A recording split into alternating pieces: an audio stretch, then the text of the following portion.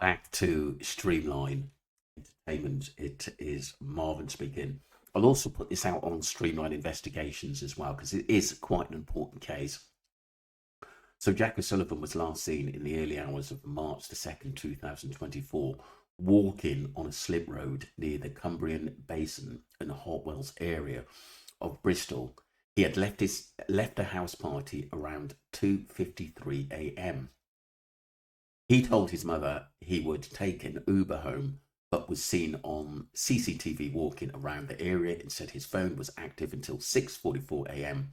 in the nearby Granby Hill area, but he never returned home.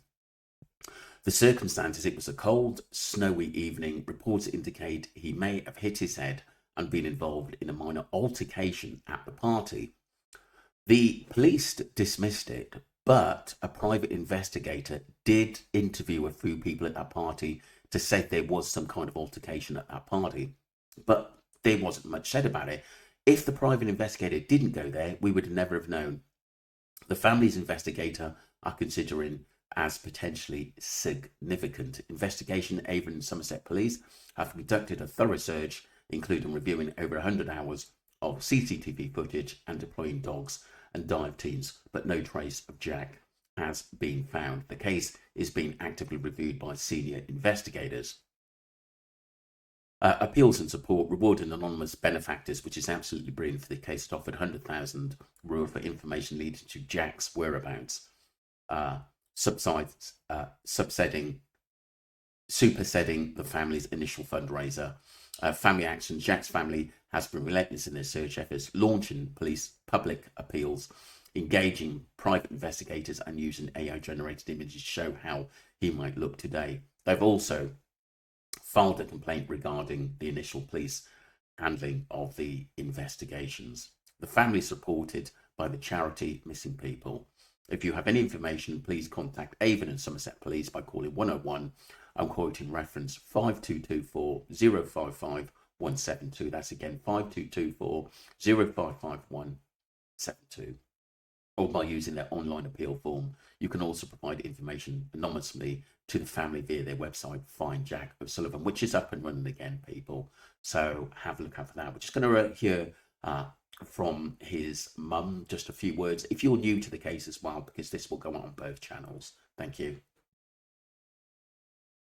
Welcome back to part two, and this is Catherine, Jack's mum, talking last year now about her missing son, and obviously the events that when he left his home, his parents' home, and then he went out to meet friends to a bar, then went on to this party afterwards. And like I said, there was a lot of people he did know at this party as well. Let's get straight into this. I mean, we need to get, obviously, the gist of this for those who are quite new to the case. But take us back to that night when Jack went missing. Well, Jack went out to a birthday party. He was in two minds whether he was actually going to go.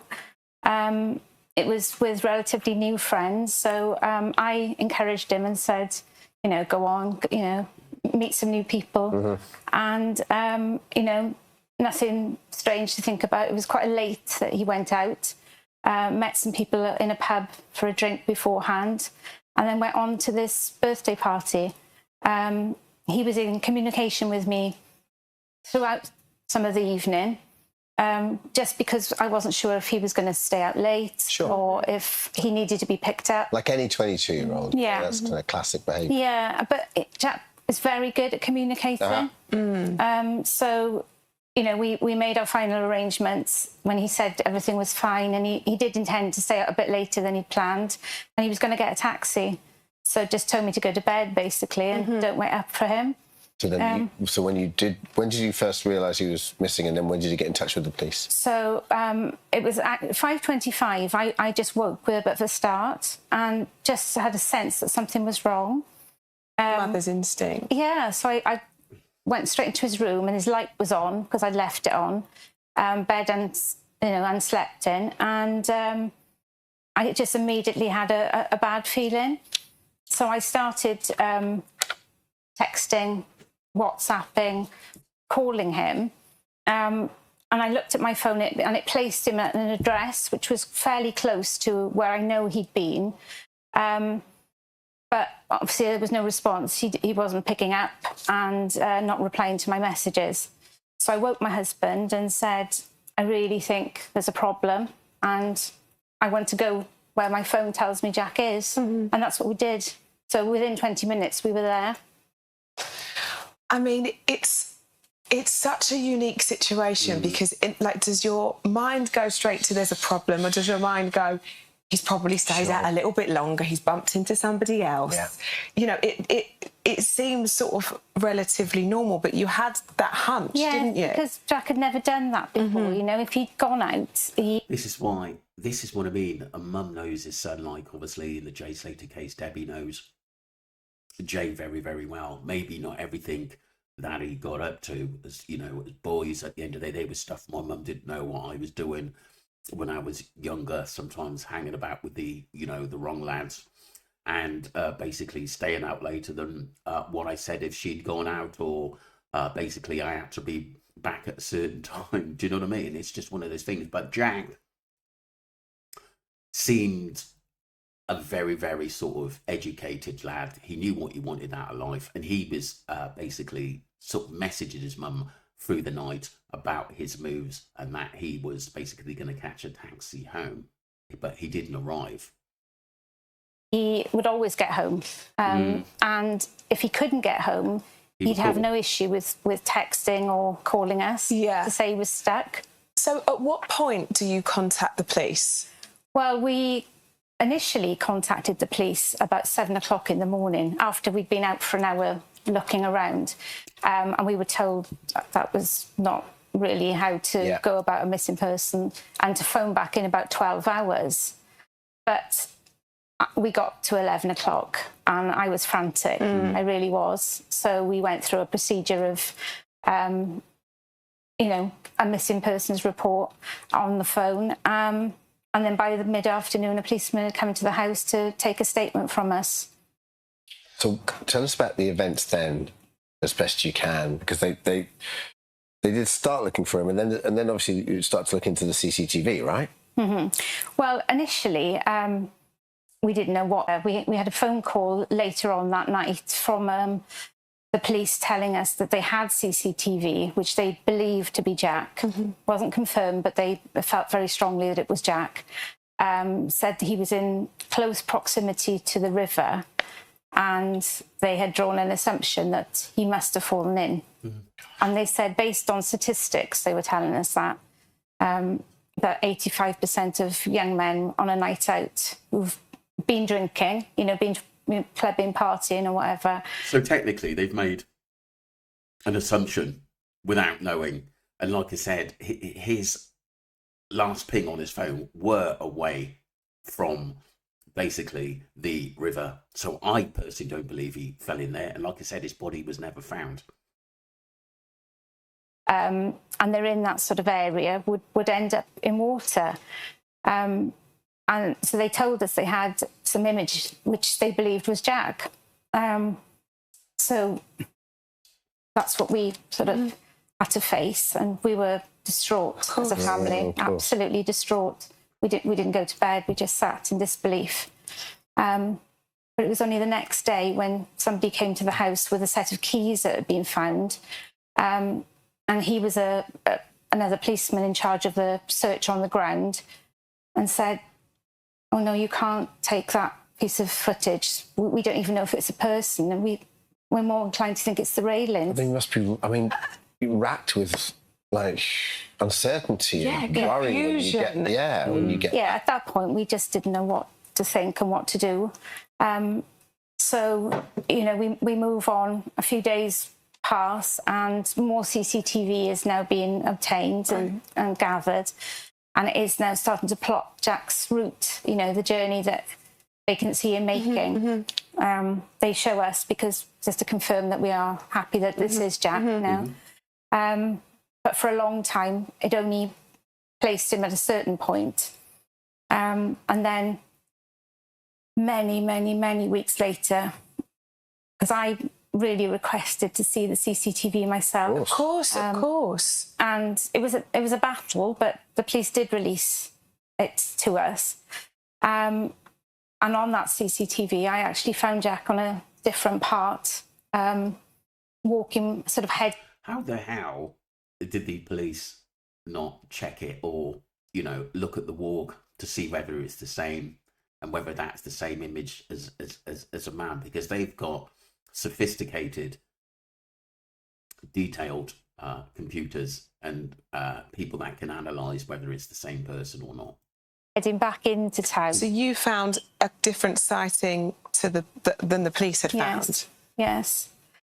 Just as a statement from the police, we kept an open mind throughout this investigation. Our inquiries have been led by the evidence. Each scenario relating to what may have happened to Jack has been carefully considered. We remain in weekly contact with the family to update the progress of our investigation. That's from Avon and Somerset Police.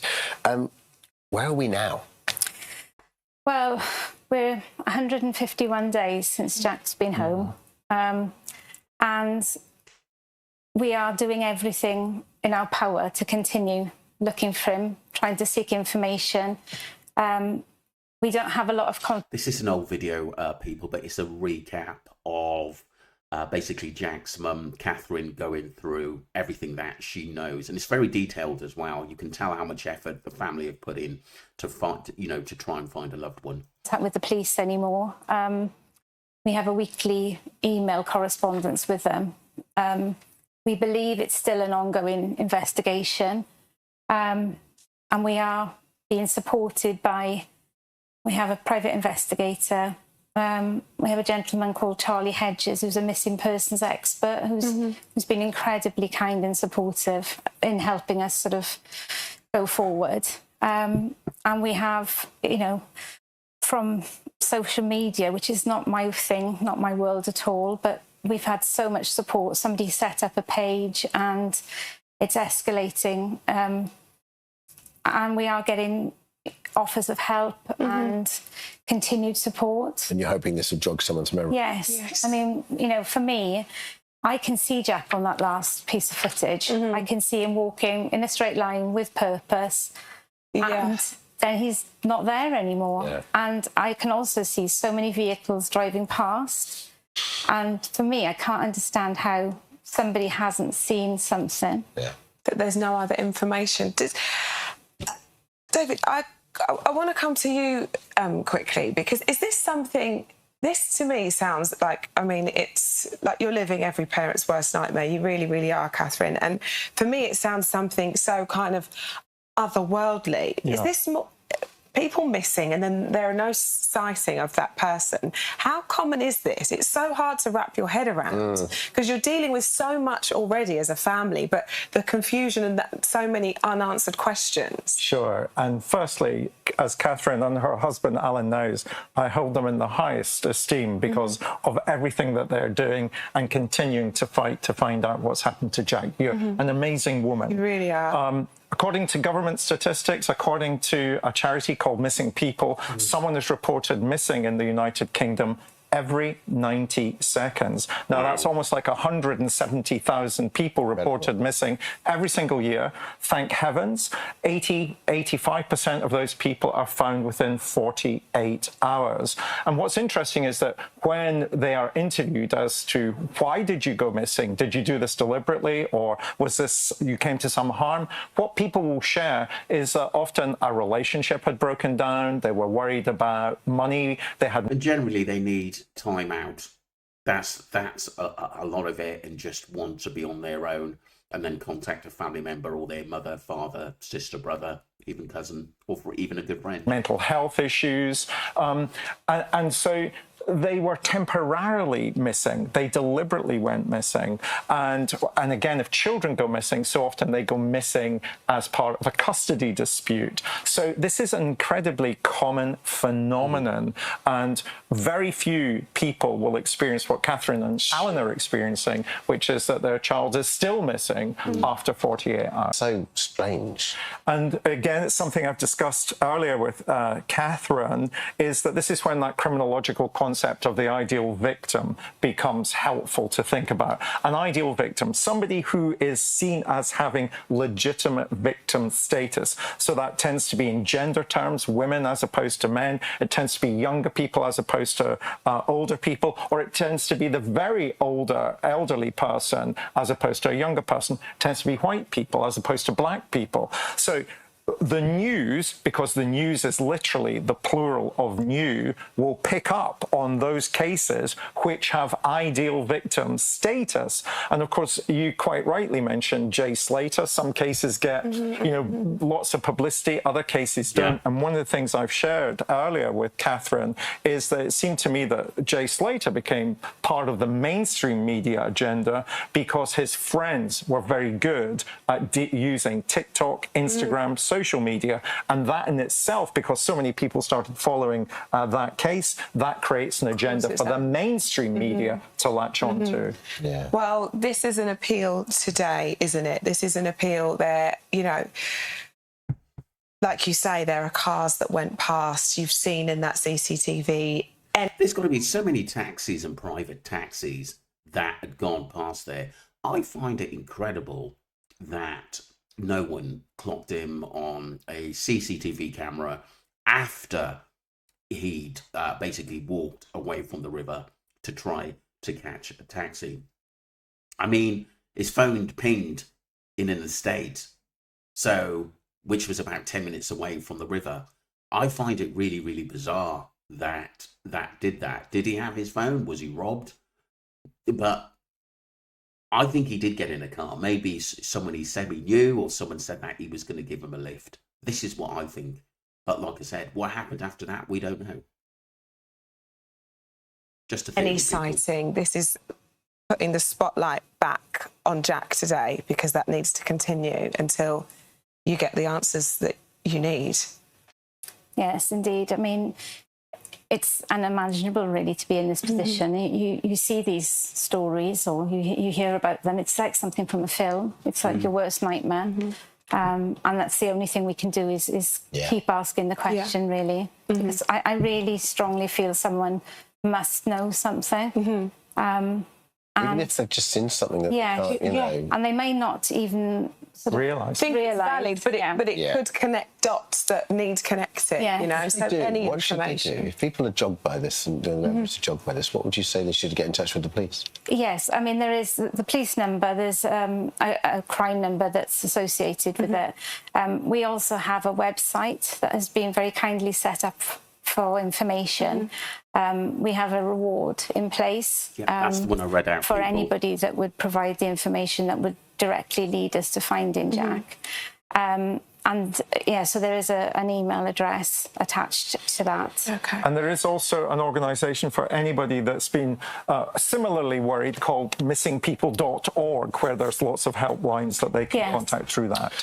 Thank you. Thank you. Thanks, Catherine. And well done. Appreciate it. Thank you, David. Thanks for your time. The statement from Avon and Somerset Police: the complaint from Jack O'Sullivan's family is being looked at by our professional standards department. Detectives have carried out an extensive investigation since he went missing. We fully appreciate the distress and anguish this is having on Jack's family, and our thoughts are very much with them.